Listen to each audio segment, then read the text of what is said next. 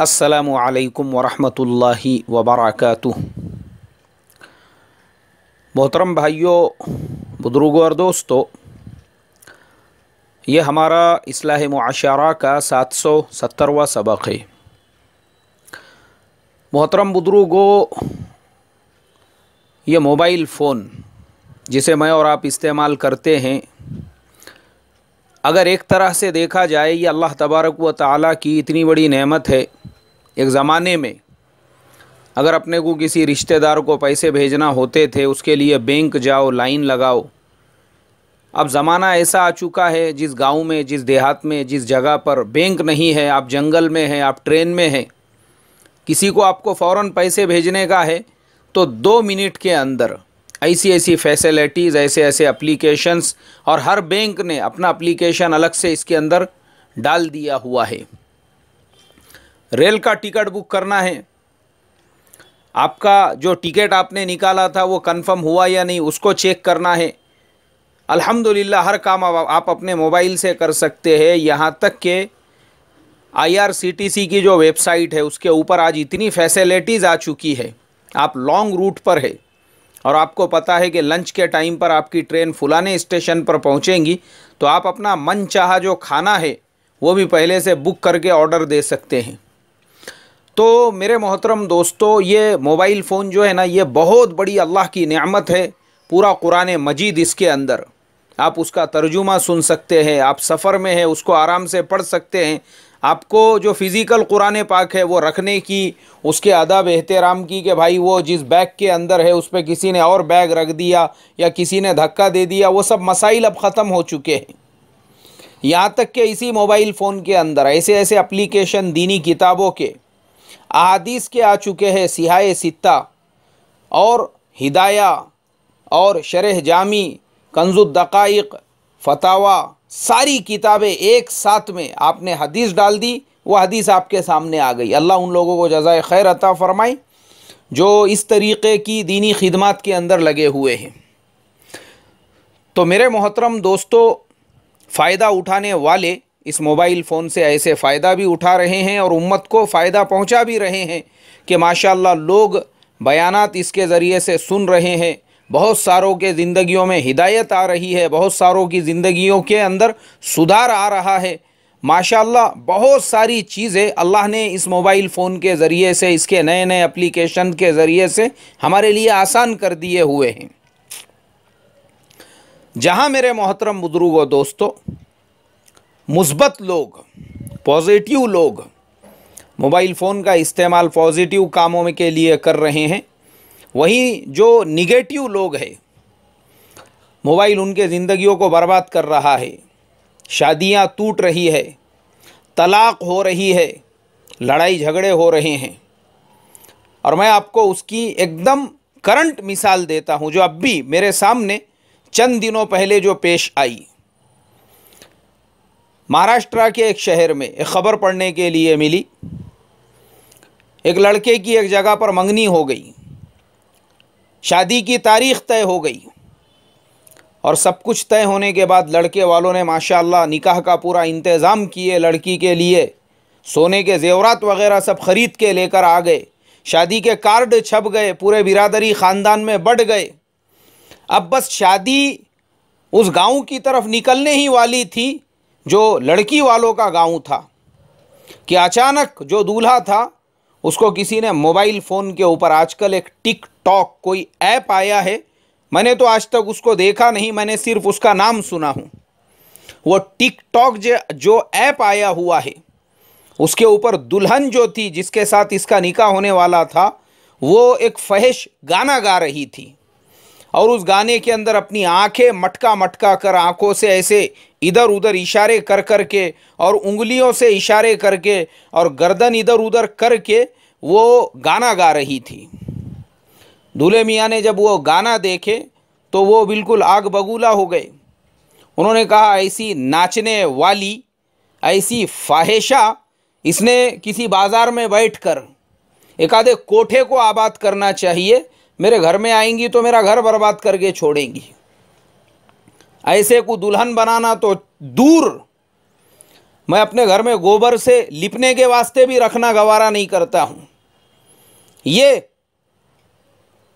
पूरी दुनिया के सामने फख्र समझ रही है गाना गाने को, पूरी दुनिया के सामने बड़ापन समझ रही है छिछोरापन करने को, इसलिए कि ये गाना गाना, इस तरीके के वीडियो बनाना, उसको वायरल करना, ये शरीफ घराने के औरतों का और शरीफों का काम नहीं है।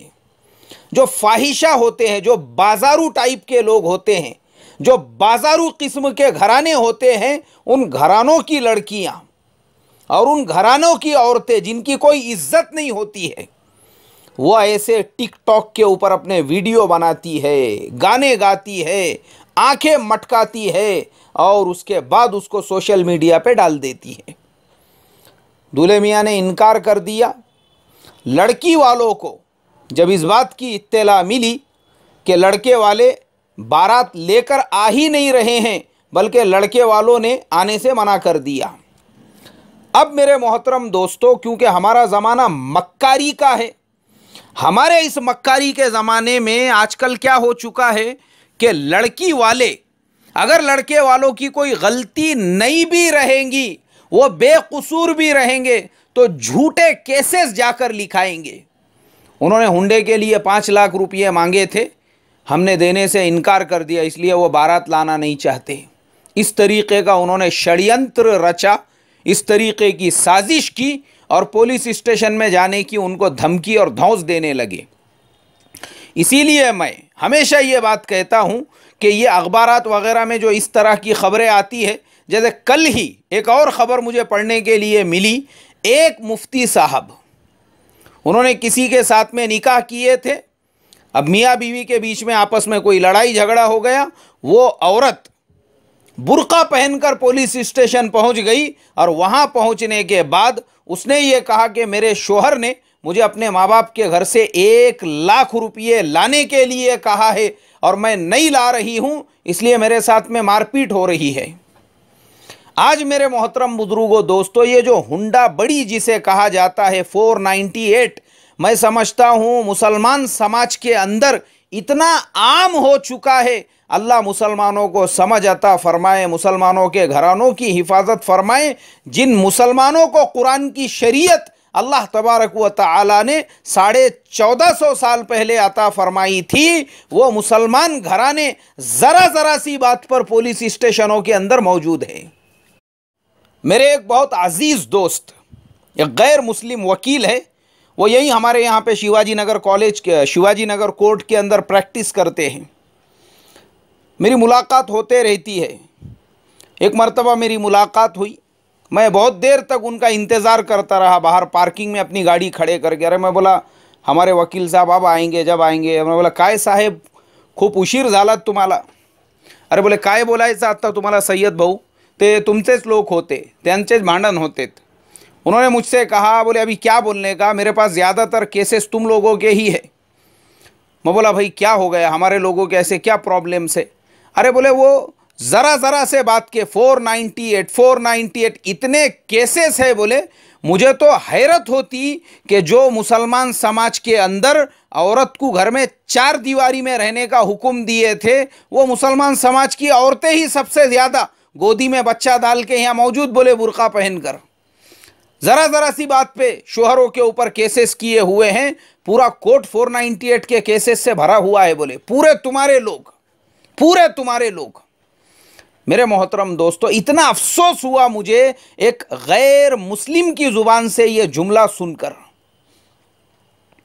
तो वो जो वाक़या मैं आपको सुना रहा था, वहाँ पर भी ऐसा ही हुआ, मसला कुछ और, लेकिन चूंकि हमारे यहाँ पर अल्लाह हिफाजत फरमाए, वो लड़की वाले चले गए उनके खिलाफ पुलिस में रिपोर्ट लिखाने के लिए कि 5 लाख रुपये की मांग की है और वो नहीं देने की वजह से बारात लाने के लिए तैयार नहीं।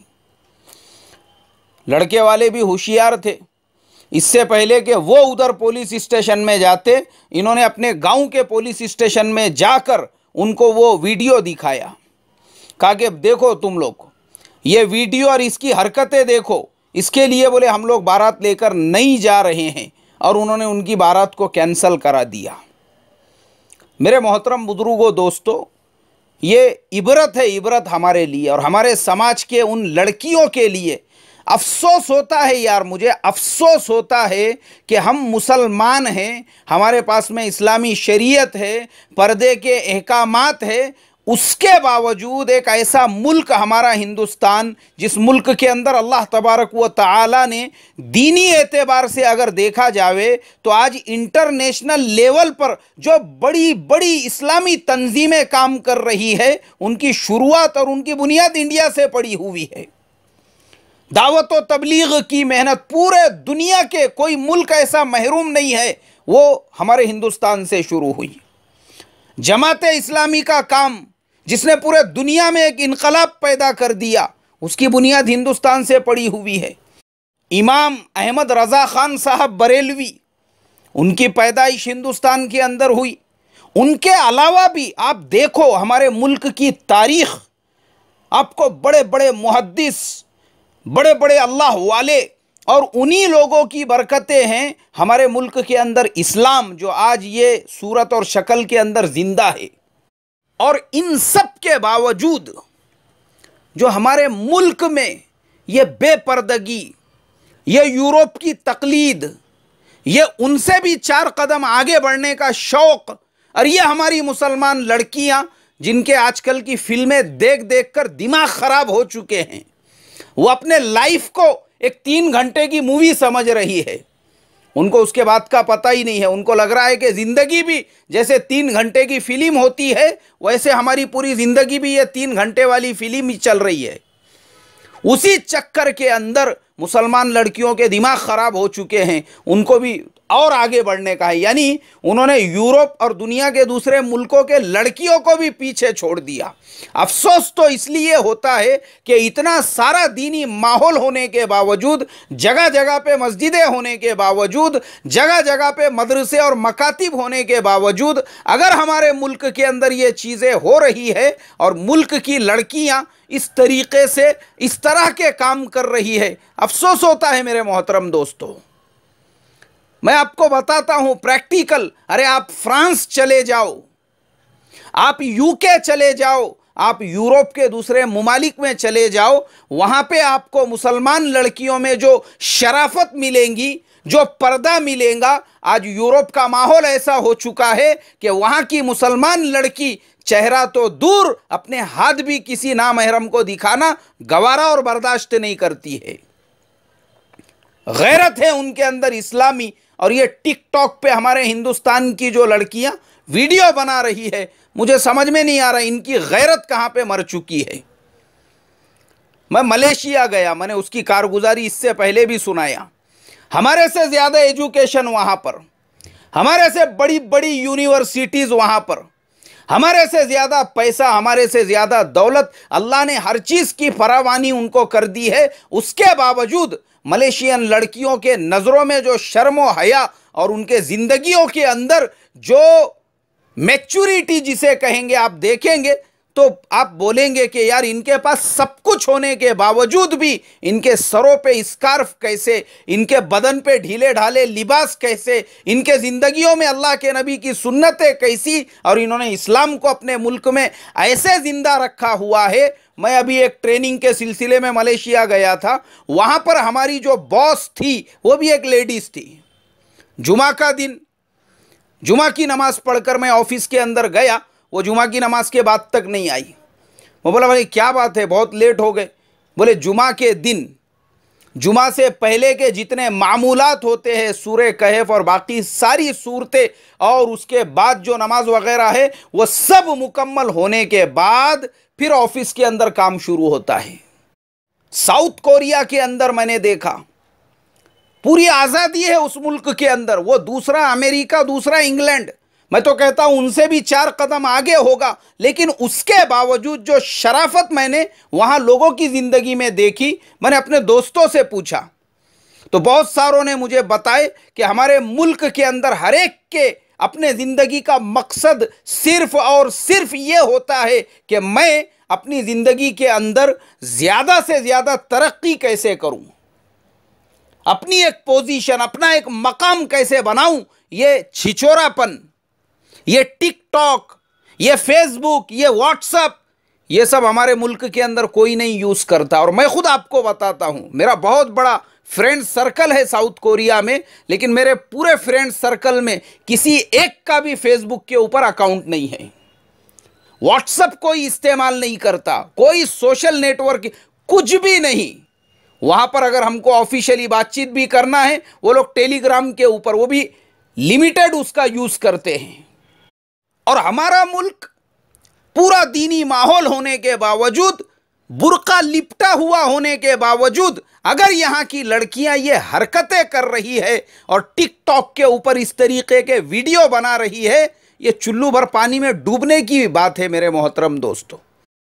और इस तरीके की हरकतें कौन करता है? या तो वो नादीदे करते हैं जिन्होंने जिंदगी में कुछ देखे हुआ नहीं। नादीदापन है ये, नादीदापन। हमारे पास भी मोबाइल आ गया, हमारे पास भी, ये नादीदापन है, ये अप्पल पोटियापन है, ये डकलापन है ये। या फिर वो नौ दौलती है जिन्होंने 2 नंबर के धंधे कर करके खूब पैसा तो जमा कर लिए, अपने बच्चों को 20-20, 25-25 हज़ार के मोबाइल खाली फ़ख्र और घमंड के लिए दिला के दे दिए। और वो बच्चे उन मोबाइलों पे क्या कारनामे कर रहे हैं और वो लड़कियां किस तरीके से टिकटॉक यूज़ कर रही है, बाप गाफिल है उससे।